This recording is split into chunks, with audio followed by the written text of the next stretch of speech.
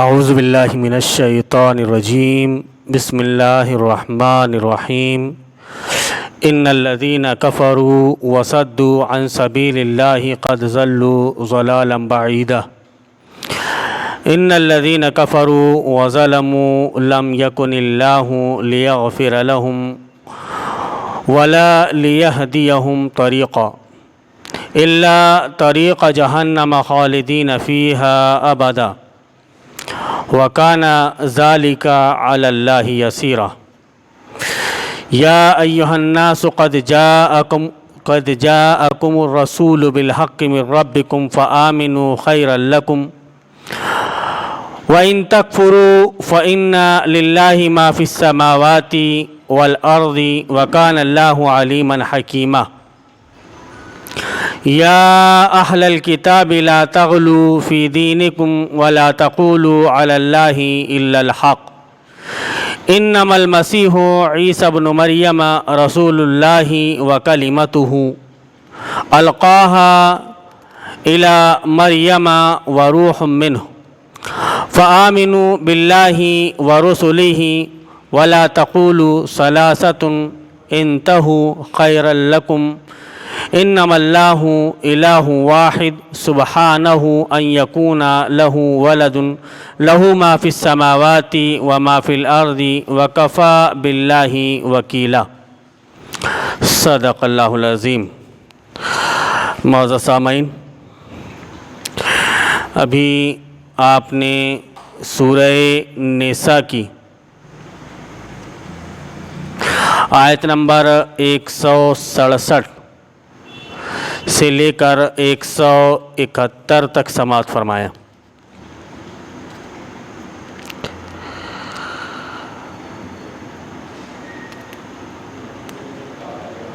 اللہ رب العالمین ان آیات کے اندر کیا بیان فرما رہا ہے، ہم اس کو سمجھتے ہیں اپنی زبان میں، کیونکہ ابھی آپ کے سامنے جو قرآن کی کچھ آیات بیان پڑھی گئیں وہ آیات قرآن کی زبان میں، اور ہم قرآن کی زبان نہیں جانتے۔ زبان یار من ترکی ومن ترکی نمی دانم، نہیں جانتے۔ ہاں، فرمان ضرور ہے اللہ کا کہ اللہ نے یہ فرمایا، اور مقدس بھی ہے وہ ہماری نظر میں کہ یہ اللہ کا فرمان ہے۔ با وضو ہو کر آدمی قرآن کھولے اور قرآن پڑھے، یہ الگ بات ہے کہ اس کے اندر کیا ہے یہ نہ سمجھے اور اس پر عمل نہ کرے، سمجھنے کی کوشش نہ کرے اور پھر آدمی اس پر عمل بھی نہ کرے۔ ایسا نہیں، قرآن سمجھنا اسی لیے ضروری ہے کہ آدمی جو کچھ سمجھ رہا ہے وہ اس کے مطابق عمل کر سکے، کیونکہ عمل ہی آخرت میں آدمی کے کام آنے والا ہے۔ قرآن اگر اس کو یاد ہے پورا لیکن اس کے بارے میں وہ کچھ نہیں جانتا کہ اس میں کیا ہے، تو قرآن کا حفظ کر لینا اس کے کام نہیں آئے گا، کیونکہ اس نے قرآن کو صرف حفظ کر لیا ہے۔ اس کے اندر کیا ہے اس کو نہیں معلوم، گویا وہ رٹو طوطا ہے، رٹو طوطا، رٹا دیا گیا اس کو، جو چیز اس کو بتا دی گئی، جو چیز اس کو سکھا دی گئی کہ ایسا ہے، تو ویسے ہی اس نے الحمدللہ رب العالمین پڑھا، پھر اس کے بعد الف لام میم سے شروع کیا اور والناس میں لے جا کر ختم کر دیا۔ بس آدمی بڑا مرعوب ہو جاتا ہے کہ حافظ صاحب ہے، یہ قرآن پورا ان کے سینے میں موجود ہے لیکن عمل ندارت، جانکاری ہوگی، علم ہوگا، ابھی تو انہوں نے صرف رٹ لیا ہے، صرف رٹ لیا ہے بس، نہ اس کو انہوں نے سمجھا ہے، نہ ان کی زندگی میں اس کے مطابق کچھ عمل ہے۔ پڑھ لینا الگ بات، سمجھ کر پڑھنا دوسری بات، سمجھ کر پڑھنا پھر عمل کرنا تیسری بات۔ یہ ٹھیک ویسا ہی ہے کہ آدمی نے اپنی دکان میں مال بھر لیا، گویا یہ سمجھ لیجئے کہ قرآن کا ہدیہ دے کر وہ اپنے گھر میں اس کو لے آیا۔ اب ساری چیزوں کے بارے میں اس کو جانکاری ملی، سب سامان سجا دیا اس نے دکان میں لا کر کے، گویا اس کو جزدان میں اس نے رکھ دیا۔ اب جب تک اس کو وہ سیل آؤٹ نہیں کرے گا تو پرافٹ اس کو کہاں سے ملے گا؟ صرف اس کا انویسٹمنٹ یا پھر اس کی دیکھ بھال کرنے سے اس کو فائدہ نہیں ملے گا۔ فائدہ اس کو اس وقت ملے گا جب اس نے خریدا، کم داموں میں خریدا، دکان لاتے تک اس کو کتنے کا پڑا اس کا اسے خیال ہے، اور دکان کے اخراجات نکال کر اسے کتنے میں بیچنا ہے یہ اسے معلوم ہے، اور پھر اس کے مطابق اس نے بیچا۔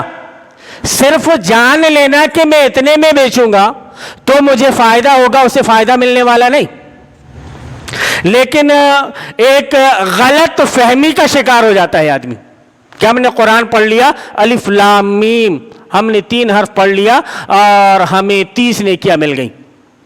ایک حرف پر 10 نیکیاں، الف 1 حرف، لام 1 حرف، میم 1 حرف، 3 حرف پڑھا، اپنے آپ کو 30 نیکیاں مل گئیں۔ اب آدمی خوش، اب پڑھا جا رہا ہے اسے، لیکن عمل کی جب بات آئے تو کورا۔ اللہ رب العالمین جگہ جگہ جہاں ایمان لانے کا ذکر کرتا ہے وہیں ذکر کرتا ہے عمل الصالحات، والذین آمنوا وعملوا الصالحات، ان الذین آمنوا وعملوا الصالحات۔ جہاں ایمان کا ذکر ہے وہیں عمل الصالحات کا ذکر ہے، اور وہ عمل صالح کیا ہے؟ جو قرآن میں موجود ہے، جو قرآن میں موجود ہے۔ لیکن قرآن تو آدمی سمجھتا نہیں، تو پھر اس کے مطابق وہ عمل کیسے کر لے گا؟ اللہ رب العالمین بیان فرما رہا ہے کہ ان الذین کفروا وصدوا عن سبیل اللہ قد ضلوا ضلالا بعیدا۔ اس کے پہلے اللہ رب العالمین نے بیان فرمایا کہ لیکن اللہ یشہد بما انزل الیک انزلہ بعلمہ والملائکۃ یشہدون وکفی باللہ شہیدا۔ سے پہلے جو ذکر چلا آ رہا ہے کہ جو دوسرے انبیاء کرام علیہ السلام کو ہم نے مبعوث کیا، اسی طرح حضرت موسیٰ علیہ السلام کو، حضرت عیسیٰ علیہ السلام کو مبعوث کیا، اور پھر اے نبی کریم صلی اللہ علیہ وسلم یہ لوگ گواہی دیتے ہیں، دے نہ دیتے نہ دے۔ یہ یہود و نصارہ جن کے کتاب میں پیشین گوئیوں میں پہلے ہی آ گیا تھا کہ ایک نبی آنے والا ہے، اس کا نام احمد ہوگا، اور وہ اس نبی کو اتنی اچھی طرح سے جانتے تھے جتنی اچھی طرح سے وہ یہ جانتے تھے کہ یہ فلاں میرا بیٹا ہے۔ جیسا بیٹے کو پہچانتے تھے ویسا نبی کو پہچانتے تھے، لیکن انہوں نے آپ کو تسلیم کرنے سے منع کر دیا، تسلیم نہیں کیا، بلکہ سیرت ابن ہشام جلد نمبر 2 صفحہ نمبر 165 کے اندر جو واقعہ ذکر کیا گیا ہے اس میں ہوئی بن اخطب نے یہ کہا تھا کہ میں جب تک زندہ رہوں گا نبی کریم صلی اللہ علیہ وسلم کی اور آپ کے مشن کی مخالفت کرتا رہوں گا، جب تک زندہ رہوں گا۔ اب جو بھی نبی صلی اللہ علیہ وسلم کے مشن کی مخالفت کر رہا ہے وہ سنت ادا کر رہا ہے ہوئی بن اخطب یہودی کی، اور پھر یہودی کہاں ہوگا؟ جہنم میں، دہتے ہوئے انگاروں میں، اور وہ اس میں ہمیشہ ہمیشہ رہے گا۔ اب جس کی زندگی کا طرز عمل وہی ہو جو طرز عمل یہودی کا تھا، جو اپنی زندگی میں وہی کام کرے جو یہودی نے اپنی زندگی میں کیا تھا، یعنی نبی صلی اللہ علیہ وسلم کی اور آپ کے مشن کی مخالفت۔ جس نے بھی یہ کیا تو وہ سنت ادا کرے گا ہوئی بن اخطب یہودی کی، اور اس کا شمار یہودیوں کے ساتھ ہوگا۔ دلیل نبی کریم صلی اللہ علیہ وسلم نے بیان فرمایا کہ المرء مع من احب، کہ آدمی کل مرنے کے بعد اسی کے ساتھ ہوگا جس سے اس نے محبت کی۔ شاعر کہتا ہے کہ ان المحب لمن يحب لمطیع، کہ محبت کرنے والا جس سے محبت کرتا ہے وہ اس کی اطاعت کرتا ہے، اس کے کہے مطابق اپنی زندگی کو گزارتا ہے۔ اب آپ نے اپنی زندگی کو کیسے گزارا وہ دیکھو آپ۔ اللہ رب العالمین انہی لوگوں کے سلسلے میں یہ بیان فرما رہا ہے کہ ان الذین کفروا وصدوا عن سبیل اللہ قد ضلوا ضلالا بعیدا، کہ جو لوگ اس کو ماننے سے خود انکار کرتے ہیں اور دوسروں کو خدا کے راستے سے روکتے ہیں، وہ یقیناً گمراہی میں حق سے بہت دور نکل گئے ہیں۔ آگے اللہ رب العالمین بیان فرما رہا ہے کہ ان الذین کفروا وظلموا لم یکن اللہ لیغفر لهم ولا لیہدیہم طریقا، اس طرح جن لوگوں نے کفر و بغاوت کا طریقہ اختیار کیا اور ظلم و ستم پر اتر آئے، اللہ ان کو ہرگز معاف نہ کرے گا، اللہ معاف نہیں فرمائے گا۔ کہ ایک بات تو یہ کہ تم نے کفر کیا، اور دوسری بات یہ کہ اللہ کے راہ کا روڑا بن گئے۔ کوئی کریلا اور نیم چڑھا کہ آپ نے ایک تو انکار کیا اور انکار کرنے کے بعد میں اس کی راہ کا روڑا بن گئے۔ اب وہ آدمی، ہر وہ آدمی، چاہے وہ مسلم ہو یا غیر مسلم، اس کی زندگی کے کسی عمل سے اگر قرآن کو، اسلام کو نقصان پہنچتا ہے اور اس کی وجہ سے لوگ اسلام میں نہیں آ رہے، تو ظاہر سی بات ہے کہ وہ راہ کا روڑا بنا۔ گرچہ اس نے زبان سے کچھ نہیں کیا، آج مسلمانوں کو ہم دیکھ رہے ہیں کہ ان کے اعمال کا یہ حال ہے کہ انسان ان کے عمل کو دیکھ کر یہ سمجھ آئے کہ اسلام ایسا ہوتا ہے۔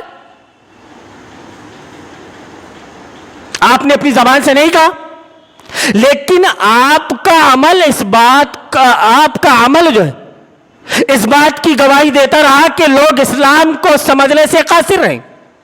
آپ کا عمل، آپ کے عمل کے سبب سے ایک آدمی اسلام میں آتے آتے رک گیا۔ ہاں، اس نے بول دیا کہ یار کس مسلک میں جاؤں گا میں؟ کیا میں سنی بنوں گا؟ کیا میں وہابی بنوں گا یا دیوبندی بنوں گا یا فلانا امکا ڈھمکا بنوں گا؟ اب اس طرح سے اس نے کہا کہ یار جتنے ٹکڑے تمہارے دھرم میں اتنے ٹکڑے ہمارے دھرم میں۔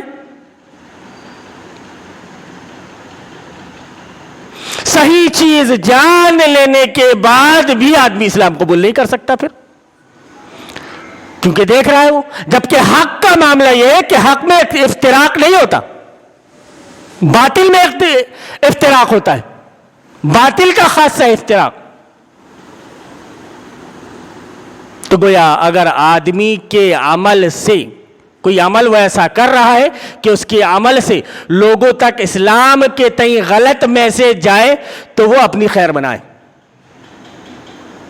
دنیا میں کئی لوگ موجود ہیں، یہی وجہ ہے کہ اللہ رب العالمین نے جگہ جگہ ارشاد فرمایا کہ جو لوگ ایمان لائے اور نیک عمل کیے، جو لوگ ایمان لائے اور نیک عمل کیے، لیکن عمل سے زندگی اگر بالکل کوری، تو پھر ہمارے درمیان اور پھر یہود و نصارہ کے درمیان فرق کیا رہ جائے گا؟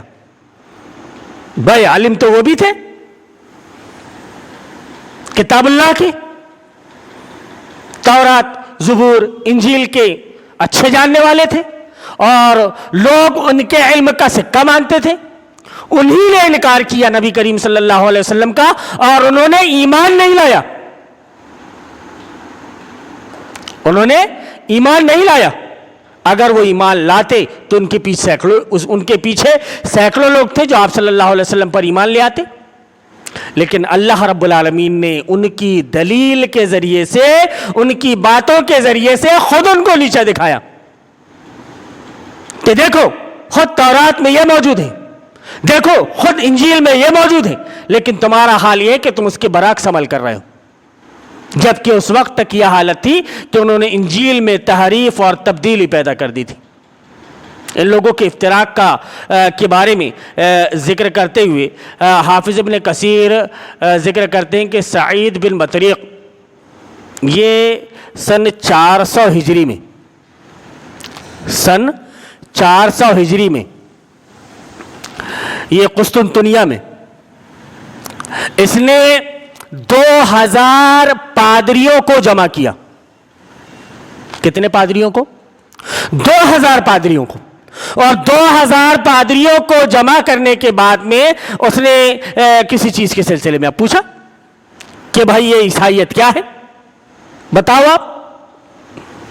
اب بولا کہ 2000 میں سے ایک رائے پر متفق ہونے والوں کی جو سب سے زیادہ تعداد تھی وہ تھی 318۔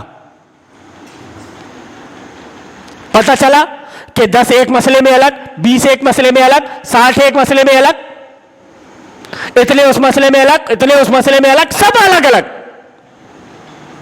تو اس نے دیکھا کہ سب سے زیادہ جو تعداد ان کی ہے کسی ایک بات پر متفق ہونے کی تو وہ تعداد ہے 318۔ تو اسی کے مطابق پھر اس نے ساری چیزیں ان کو کلیسا بنا کر، یہ بنا کر، وہ بنا کر دیتے گیا۔ 2000 پادری دین کے سلسلے میں اکٹھا ہوئے اور ان کے درمیان اتنا افتراق، وہی افتراق آج اس امت کے اندر ہے۔ آپ اکٹھا کر لو 2000 علماء کو، 2000 علماء کو اکٹھا کر لو اور پھر دین اسلام اصل ہے کیا پوچھ لو۔ سب اپنے اپنے مسلک کے مطابق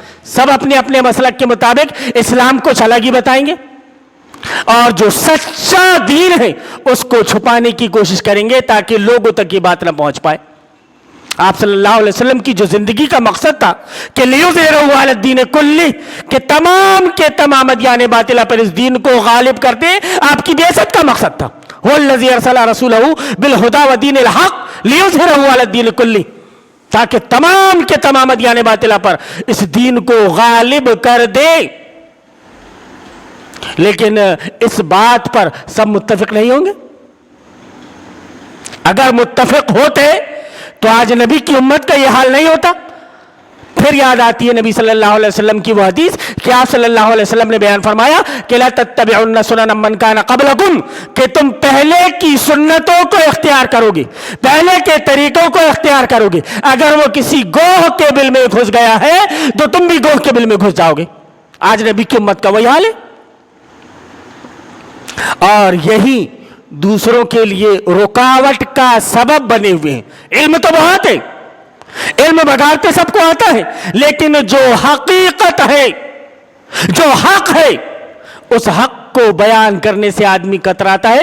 کہیں ایسا نہ ہو کہ مجھے پکڑ لیا جائے، پھر میرے پیٹ کا کیا ہوگا؟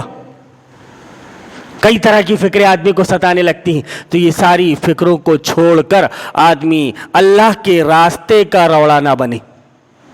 اللہ رب العالمین بیان فرما رہا ہے کہ ان الذین کفروا وصدوا عن سبیل اللہ قد ضلوا ضلالا بعیدا، کہ جو لوگ اس کو ماننے سے خود انکار کرتے ہیں اور دوسروں کو خدا کے راستے سے روکتے ہیں تو وہ یقیناً گمراہی میں حق سے بہت دور نکل گئے۔ اس طرح جن لوگوں نے کفر و بغاوت کا طریقہ اختیار کیا اور ظلم و ستم پر اتر آئے، اللہ ان کو ہرگز معاف نہ کرے گا اور انہیں کوئی راستہ بجز جہنم کے راستے کے نہ دکھائے گا جس میں وہ ہمیشہ رہیں گے۔ اللہ کے لیے یہ کوئی مشکل کام نہیں ہے۔ کوئی اللہ رب العالمین نے یہاں پہ صاف صاف بیان کر دیا کہ دیکھو کہ تم کو ایمان لانا ہے اور عمل صالح کرنا ہے اور اس میں ڈٹے رہنا ہے، لیکن کسی وجہ سے اگر تم اس راہ کا روڑا بنے تو یہ جان لو کہ اللہ رب العالمین تم کو معاف نہیں فرمائے گا اور تمہارے لیے جہنم کے راستے کے علاوہ کوئی دوسرا راستہ نہیں ہوگا۔ اللہ رب العالمین بیان فرماتا ہے کہ لوگوں، یہ رسول تمہارے پاس تمہارے رب کی طرف سے حق لے کر آ گیا ہے۔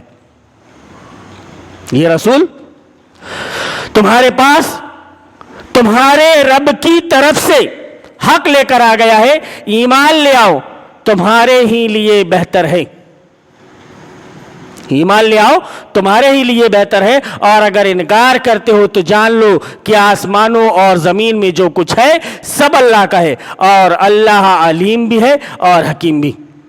یعنی اللہ رب العالمین زمین اور آسمان کا مالک ہے، زمین اور آسمان کا مالک ہے، اور جو کچھ ان دونوں میں ہے اللہ رب العالمین اس کا مالک ہے، سب اس نے پیدا کیا۔ تو پھر عبادت اور اطاعت اس کی کیوں نہیں ہونی چاہیے؟ جس نے ہمارے لیے چھوٹی سی چھوٹی چیز کا انتظام کر دیا۔ یہ جو ہوا چل رہی ہے کیا سمجھ رہے ہو آپ اس کو؟ کہ آدمی کو کتنی ضرورت ہے آکسیجن کی، کتنی ضرورت ہے آکسیجن کی؟ اگر آپ کو آکسیجن لگ جائے، سانس لینے میں پریشانی ہو رہی ہے، تو آپ جا کر ذرا ایڈمٹ ہو جاؤ اسپتال میں۔ ایک دن کا کتنا خرچ آتا ہے ذرا دیکھو آپ،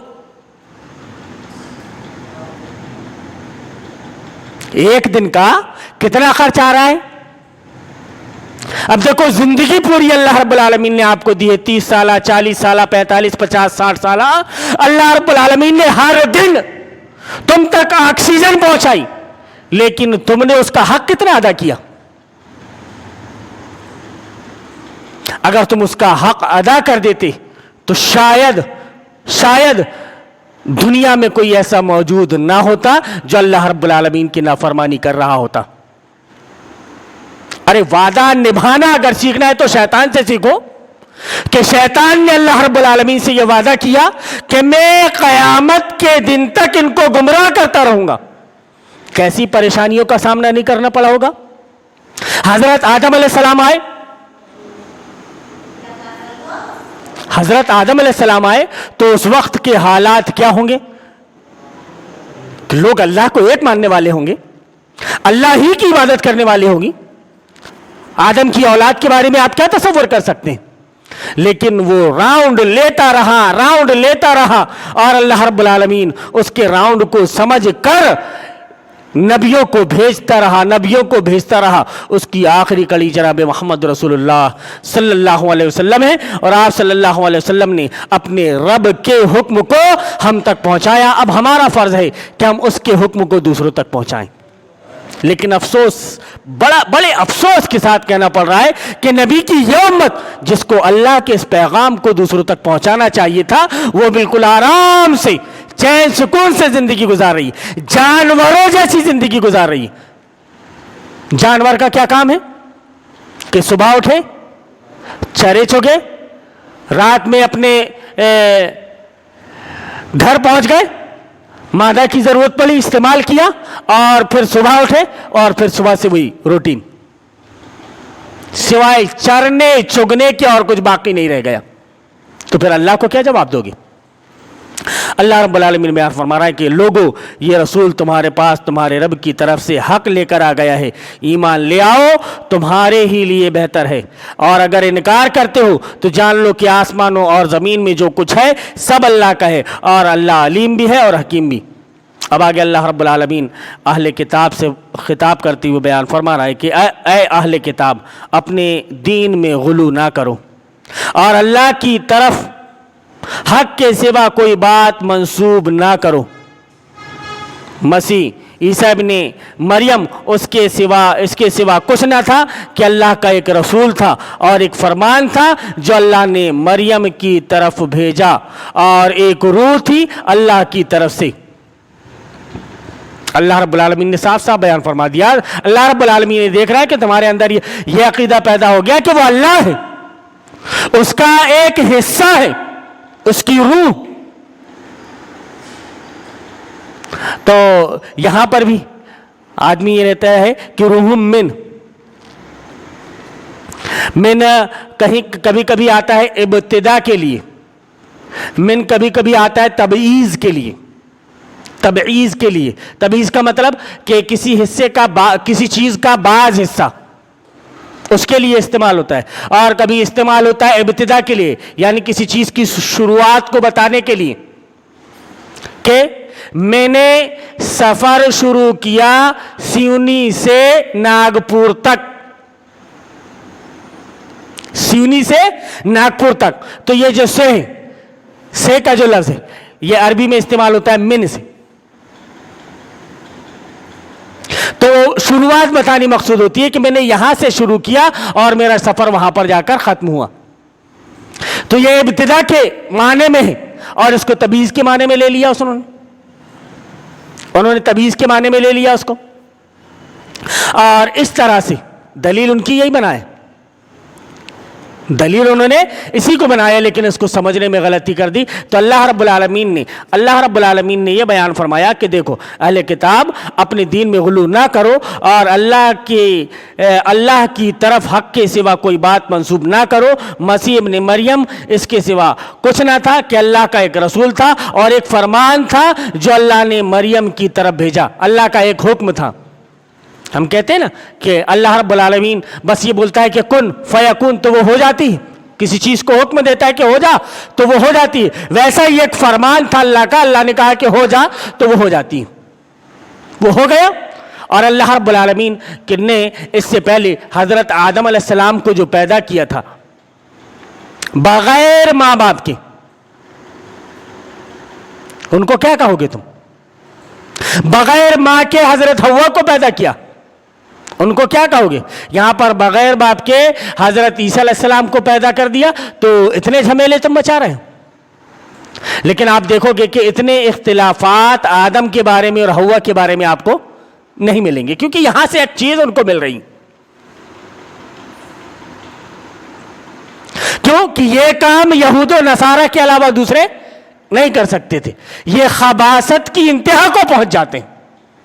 اور اسلام دشمنی میں آج بھی وہ اس قدر آگے بڑھ چکے ہیں, اس قدر آگے بڑھ چکے ہیں کہ آپ تصور میں نہیں لا سکتے. یہ بھی ہوگا کہ جب آخر میں حضرت عیسیٰ علیہ السلام آئیں گے تب بھی وہ ان کا ساتھ نہیں دیں گے. وہ دجال کو سیو کرنے کے لیے یا دجال کی محافظت کے لیے وہ درخت لگا رہے ہیں, ببول کا درخت. آپ جا کر کے دیکھو گے ان کے شہروں میں تو اس کو کثرت سے لگایا جا رہا ہے, کیونکہ اب ان کو معلوم ہے کہ اب دجال کا ظہور ہونے والا ہے. اور کسی بھی چیز کے پیچھے اگر یہ چھپیں گے تو کہہ دے گا کہ یہ میرے پیچھے آ کر کے چھپائے, ذرا آؤ دیکھ لو اس کو. تو اسلام دشمنی میں یہ اس قدر آگے بڑھ چکے ہیں. اللہ رب العالمین بیان فرماتا ہے کہ پس تم اللہ اور اس کے رسولوں پر ایمان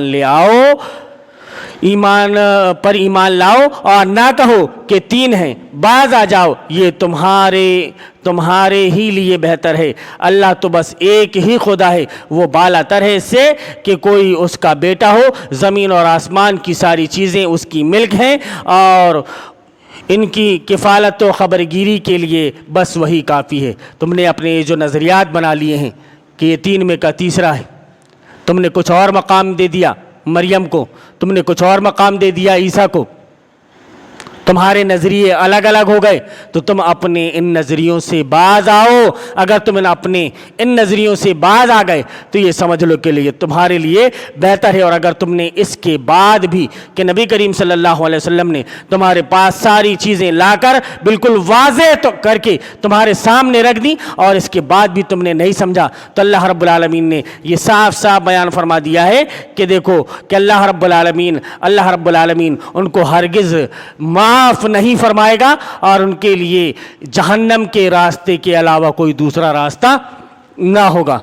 اللہ رب العالمین نے یہاں پر ان آیات کے اندر جو ہم نے آیت نمبر 167 سے لے کر کے 171 تک کی جو سنی, اللہ رب العالمین نے جو بیان فرمایا اس کو ہم نے اپنی زبان میں سنا. اور ہم دیکھ رہے ہیں کہ پہلے تو یہود و نصارہ ہی اس دین کی راہ کا روڑا بنے ہوئے تھے, لیکن آج مسلمان ہی دین اسلام کی راہ کا روڑا بنا ہوا ہے. لوگ صرف اس کے اعمال کو دیکھ کر اسلام قبول کرنے کے لیے تیار نہیں, ورنہ کبھی وہ وقت تھا کہ یدخلون فی دین اللہ افواجا, اللہ کے دین میں لوگ جوق در جوق داخل ہوتے تھے, جماعت کے جماعت داخل ہوتے تھے. کیوں کہ وہ دیکھتے تھے کہ اسلام کیا ہے.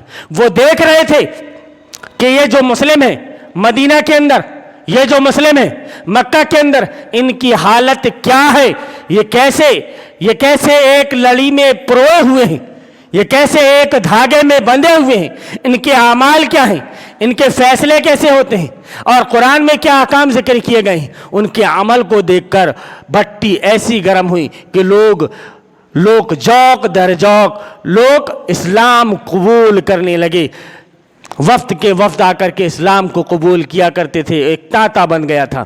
لیکن شیطان کو یہ چیز پسند نہیں آئی اور وہ راؤنڈ لیتا رہا اور ہم کو راہ راست سے بھٹکانے کی کوشش کرتا رہا۔ لیکن نبی کریم صلی اللہ علیہ وسلم کا یہ جو فرمان ہے، آپ صلی اللہ علیہ وسلم نے بیان فرمایا کہ لا تزال طائفۃ من امتی ظاہرین علی الحق، کہ میری امت میں ایک جماعت ہمیشہ حق پر قائم رہے گی، ہمیشہ حق پر قائم رہے گی۔ آپ صلی اللہ علیہ وسلم کی یہ پیشین گوئی کے مطابق کہ قیامت تک ایک جماعت ہمیشہ حق پر قائم رہے گی اور وہ اپنا کام کرتے رہے گی۔ اب ایسی جماعت کو سمجھنا، ایسے افراد کو سمجھنا جو بلا خوف، بغیر کسی کے خوف کے وہ اللہ کے دین کو لوگوں کے سامنے پیش کر رہے ہیں اور یہ بتا رہے ہیں کہ یہ مسلکوں اور فرقوں کا نام لے کر آپ کو بانٹا جا رہا ہے، آپ کو ٹکڑوں میں تبدیل کیا جا رہا ہے تاکہ تم الگ الگ بڑھ جاؤ اور یہ اپنی دکانداریاں چلا سکیں۔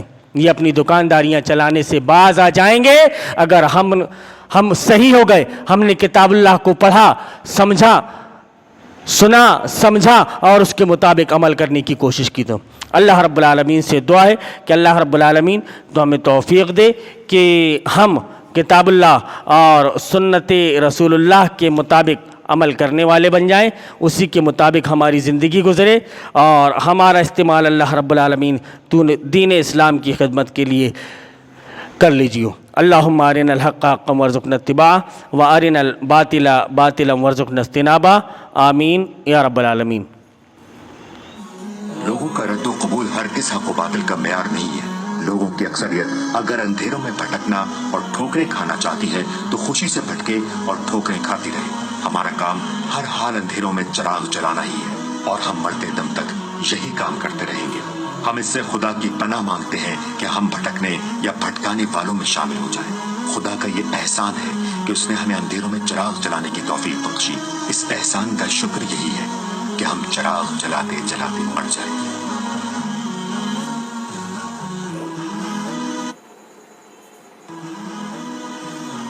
یہ شریعت بزدلوں اور نامردوں کے لیے نہیں اتری ہے، نفس کے بندوں اور دنیا کے غلاموں کے لیے نہیں اتری ہے، ہوا کے رخ پر اڑنے والے خس و خاشاک اور پانی کے بہاؤ پر بہنے والے حشرات الارض اور ہر رنگ میں رنگ جانے والے بے رنگوں کے لیے نہیں اتری ہے۔